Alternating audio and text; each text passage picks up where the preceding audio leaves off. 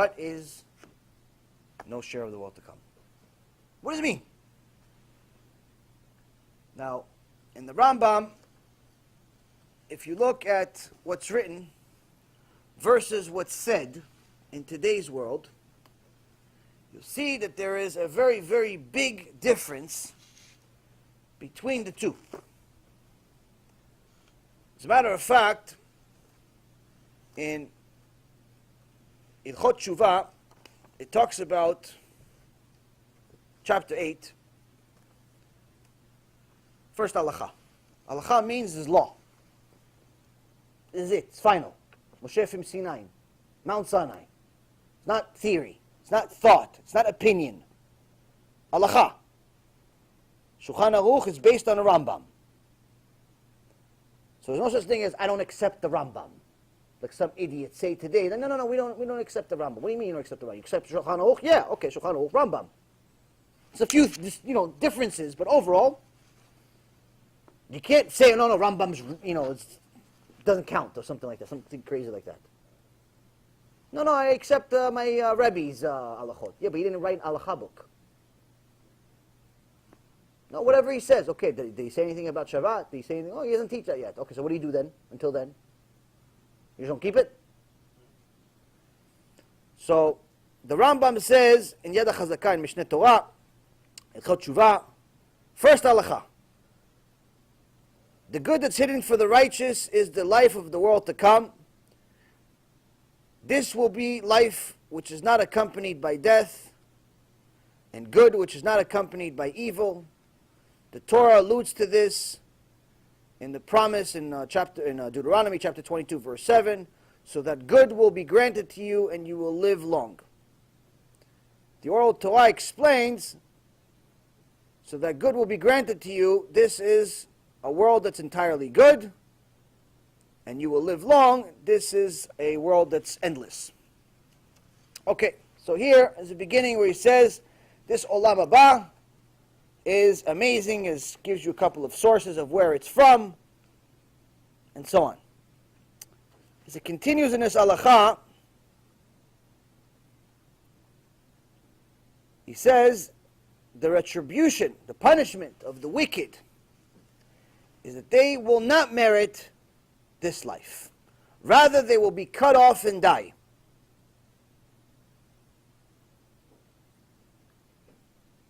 Which in Hebrew says, ikaretu v'yamutu. Whoever does not merit this life is truly dead and will not live forever. Rather, he will be cut off in his wickedness and perish as a beast. This is the intent of the meaning, the term karet in the Torah. For example, one of them is in last week's parasha, chapter 15, Numbers chapter 15, verse 31, where it states, the soul that surely be cut off, ikaret hanefesh.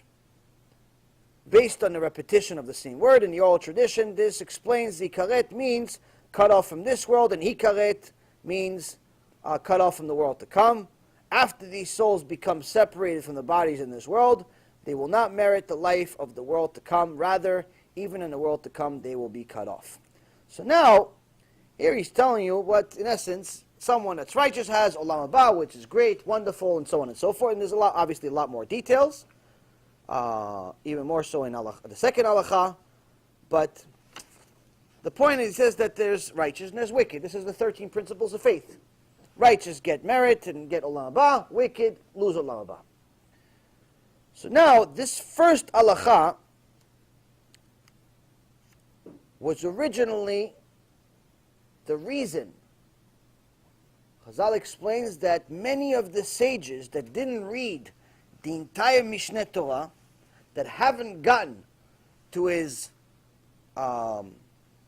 Sanhedrin, part of his Mishneh Torah, this is the reason why they wanted to burn these books. This is the reason why many of the sages went against the Rambam. They said that the way that he described Olam Haba, reward and punishment, was completely insufficient.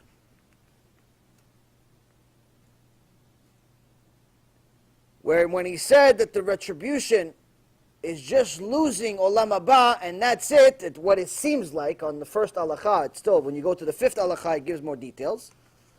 But in the first halakha, it seems like it's either you get Olam Haba or you don't get anything. They said it was so far away from really what happens that they wanted to mamash cancel out this entire series. Why? It says because you didn't talk about Gehenom. He says someone losing their Olam Haba seems like a fairy tale. Like, okay, so you didn't go to play with the kids. Big deal. You didn't get the ice cream. You didn't get the reward. You didn't get the trophy award. You didn't get the participation award.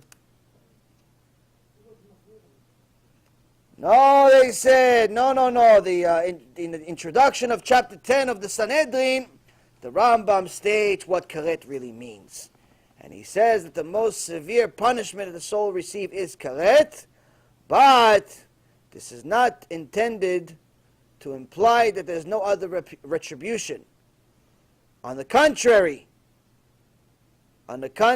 here there's the details of what happens to those that sin, what happens to those that don't get Olam Haba, and Hashem Yerachem, they get serious Gehenom. They're not having Olam Haba is the least of their worries. The suffering that they get instead of Olam Haba is what people thought he wasn't teaching. So in the fifth halakha, he actually says the retribution beyond which there's no greater punishment than this is when a soul is cut off and will not merit the world to come.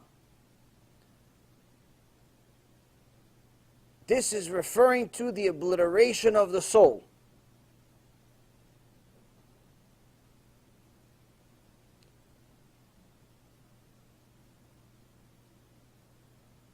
Which is, he uses the verse in Psalm 55:24, which is the pit of destruction is referring to Be'er Shachat. So, and then he gives the 7 different names for this nullification of the soul, but all of it is referring to these 7 different names, which the Gemara talks about. These are the 7 different names of Gehenom. Now, I'm not going to obviously go give you guys a shiur about Gehenom right now, but to give you an idea of what we're dealing with here. So no one says that they don't know.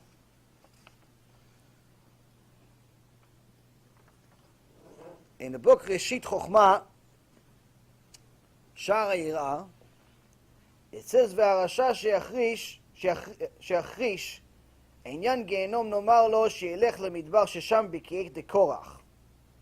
He says anyone that teaches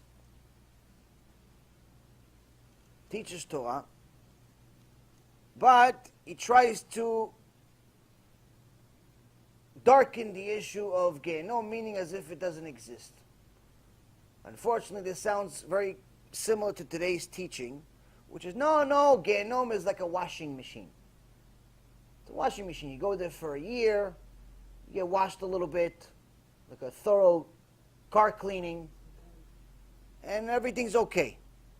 So first and foremost, Chazal explains, this is giving many sources, but here he's talking about this person that actually is using euphemisms to minimize what the Gehenom really is, what the punishment for sin is. He's considered 100% a Rasha. He's considered a Rasha. Why? Because he's leading people to have false beliefs. And how do we know that there is such a thing as Gehenom? In the Gemara Masechet Reuven, page 19a, it says, Amar Rabbi Yehoshua ben Levi, Shiva Shemot yesh lo leGehenom ve'elu hem, Sheol ve'Avadon be'er Shachat b'or Shaon, Tit Ayaven ve'Tzalmavet ve'Eretz Tachtit. It says there are 7, Rabbi Yehoshua ben Levi, who actually saw Gehenom. There's a whole Gemara about it, of how he met Eliyahu Navi, and Eliyahu Navi showed him Gehenom. And he says that there are actually 7 names for Gehenom in the Torah. There are 7 names for it. And he gives the verses in from the prophet Jonah, from Tehillim, from Psalms, from the prophet Yeshaya, which is Isaiah, several verses, and also in the 5 books of Moses. For example, one of them being the Parashat Korach. So we have 7 different names for Gehenom. One of them is Sheol, which we learn in Parashat Korach. That's when the ground opened up, and it says that Korach and his family, except his kids, fell into Sheol. One time it's called Sheol, another time it's called Sheolah. So here the Gemara says that is another name for Gehenom. In another place in the Gemara it says that there's 3 openings for Gehenom. One of them is in the desert where Korach is. One of them is in Yerushalayim, and one of them is in the sea. One of them is somewhere in the ocean. So first name is Sheol, that's what Korach is. And a Rasha that minimizes the issues of Gehenom says that Gehenom doesn't exist, or it's a Christian belief, or it's not part of Judaism, or it's not really such a big deal, it's a washing machine that just goes away after a year. He is considered 100% a Rasha according to the Torah, and the reason why is because he's giving people false belief. So that's one. Second thing is, it's called Avadon. Avadon we learn from Tehillim. Another one is Be'er Shachat, another one is Bor Sha'on, another one is Tita Yaven, Tzalmavet. Tzalmavet is also in Tehillim. And then another one is Eretz HaTachtit, which is actually in Vayikra. So here we have the whole issue of Gehenom being very much a very real thing. So now the next question is, what is this that everybody keeps saying about how there's only a year in Gehenom, it's just a washing machine? Where do they get that from? In the Gemara Masechet Rosh Hashanah, page 17, it talks about how there's a Gehenom, and that the trial is 1 year. The trial is 1 year. There's no such thing as Gehenom is 1 year. Gehenom could be eternity. But according to Reshit Chochmah, which uses at least no less than 5 different sources, he says that the minimum sentence in Gehenom is 20 years. The minimum sentence in Gehenom is 20 years. Nowhere here, not that I remember this by heart, this whole book, but here in Perek Shlishi, in Sha'ar HaYirah, it talks about Rabbi Meir, Mishum Rabbi Elazar, says, Kashe Yom Adin שהקדוש ברוך הוא דן את האדם בקבר יותר מדין של גיהנום, דין גיהנום מ-20 שנה ולמעלה. Says that the judgment of Gehenom is 20 years or more.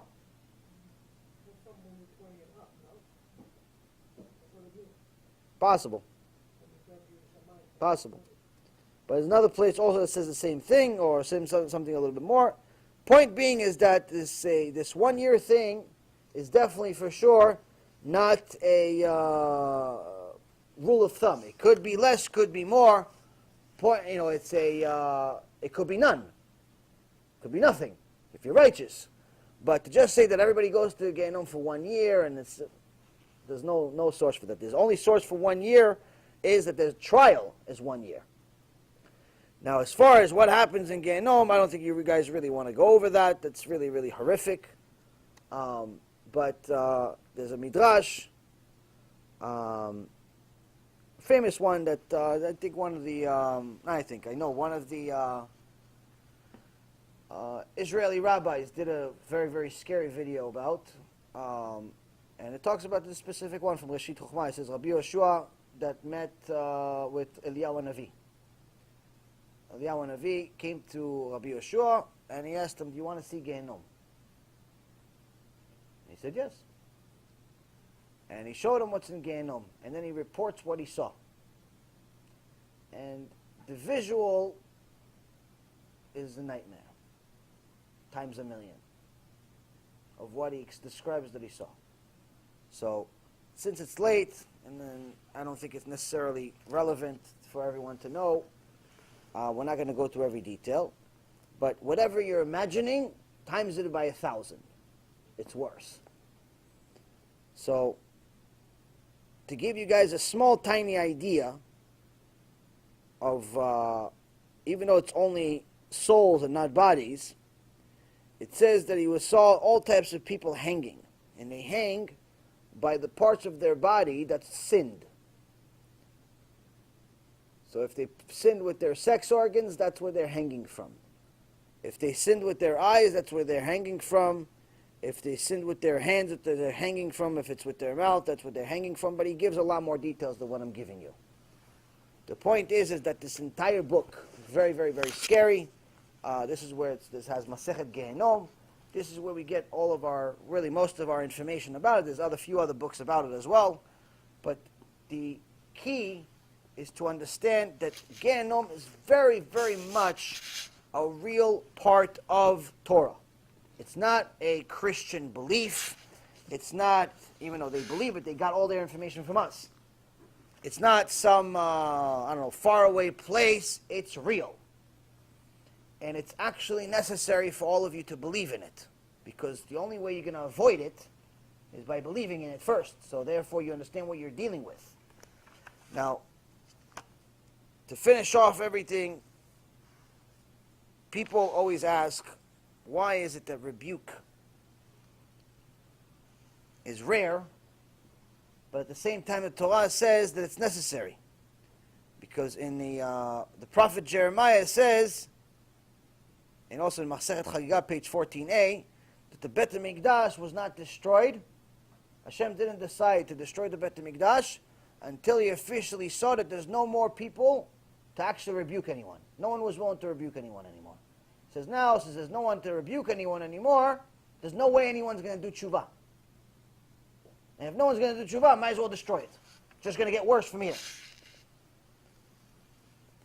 The Rambam Ilchot Tshuva, and also in a, I believe it's also in, talks about rebuke, but there's actually even more in the Isurei Be'ah, I believe. Ilchot Deot. Ilchot Deot, it gives you the laws of rebuking. But one of the main things that it talks about is that someone that does not rebuke, someone who doesn't rebuke,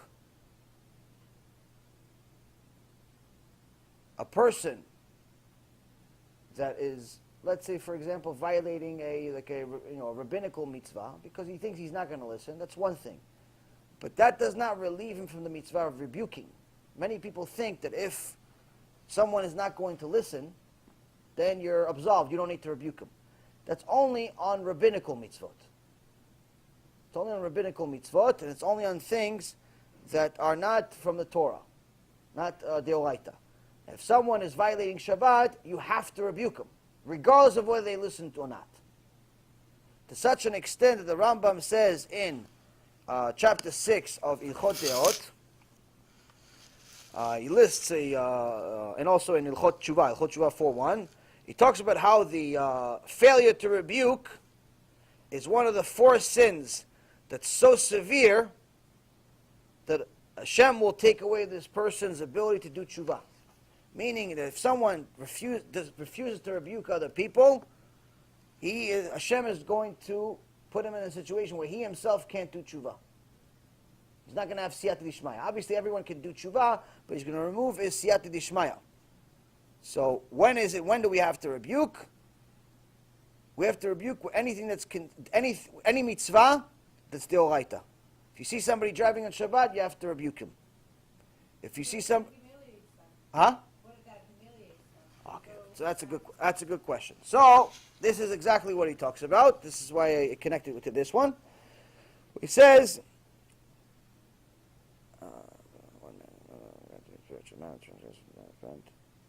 okay, when it comes down to a biblical sin, when it's a biblical sin, initially you have to try to rebuke them privately, without humiliating them. If it's a biblical sin, if it's Shabbat, if it's Eshet Ish, she's with a woman that's not allowed to be with, or anything like that. But if it's initially private, but if he continues to sin after you've rebuked him, he continues to drive on Shabbat, he continues to violate the Torah, not just a rabbinical sin that like Netilat Yadayim. He continues to violate Torah, you have 100% permission from the Torah to embarrass him in public. Here he says, he may be put to shame. This is actually what it says in the halakha here. He may be put to shame in public. And his sin may be publicized. Meaning you can actually put a bulletin board in the middle of the highway, Joe drives on Shabbat. So the same thing that now with the Exactly. Why? Because they're violating the Torah. Violate the Torah, you have to.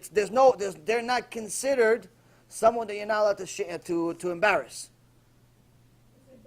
They're beneath that. They're not following the law, so therefore they actually get abused by the law.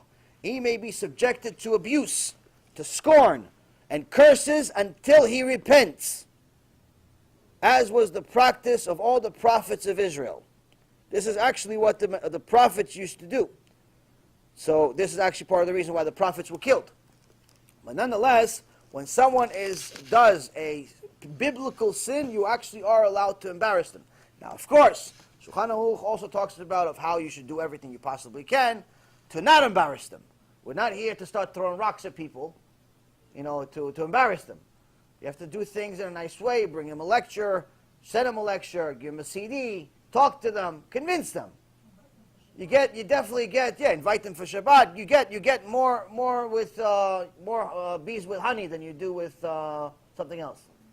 But the point being is that if someone continues to talk in shul, ruining everybody else's tefillah, you're allowed to embarrass them in public. This is, again, not an open ticket to embarrassing people in public, but this is to make sure that we all understand where is the line. Where is this line of not being allowed to embarrass people in public? Can they just desecrate Hashem's name and we don't have to say anything? We have to be quiet? Like people said, no, listen, this attack against Dweck, this rabbi that said homosexuality is okay and is great, it's Chilul Hashem, it's embarrassing in public. No, it's not. You actually have to do it. Why? Because you went against the Torah. And the Gemara Masechet Sanhedrin says in a place that is Chilul Hashem, there's no consideration for kavod. There's no consideration for honor or anything like that. It's off limits. So this is the last of it, and that's one of the most important things that you need to understand. One story I tell you from Tana Devei Eliyahu. Hashem came to Joshua, to Yeshua, after after Moshe Rabbeinu, and he said, why do you use such a language to frighten my people? You tell all my people, Hashem's not going to forgive you, Hashem's going to punish you, there's Gehenom, there's this. Why? Why do you say I'm not forgiving? Didn't I forgive them after they complained about me 10 times in the desert? Didn't I forgive them after the idol worship? Didn't I forgive them after they complained about the man? Didn't I forgive them after they... all these things, didn't I forgive them? Well, he's saying Lashon Hara about me. He's asking Yeshua. He's saying Lashon Hara about me. And Yeshua says, I only did it to scare them, so they listen to what you say. And Hashem Yitbarach, Eliyahu Navi writes this. Eliyahu Navi is Tana Devei Eliyahu. Eliyahu Navi writes this, he says, Hashem Yitbarach kissed his hands. Kissed Yeshua's hands and his forehead, thanking him. Hashem, I don't know what that means, he kissed his hands. All I know is Hashem doesn't kiss my hands. So, meaning that Hashem's strategy of rebuke is the same thing. This is not new, this is not an innovation. This is the way it's always been until the last few hundred years. But we need to know what Gehenom is. We need to know what Olam Haba is. We need to know what losing Olam Haba is. Because we need to know the price in order to know what's on the line. Once we know what's on the line, it doesn't matter what the details are of how much suffering is, how much suffering. You just need to know there's a bad place, there's a good place. Get to the good place, because the bad place you don't want to be in. You don't need to know where you're hanging from and how you're hanging. You just need to know there's a hanging. And B'ezrat Hashem, we all do tshuva, we all click closer to Hashem Yitbarach. We all actually do what Hashem wants, the way He wants it, not start creating rules. And B'ezrat Hashem, do tshuva.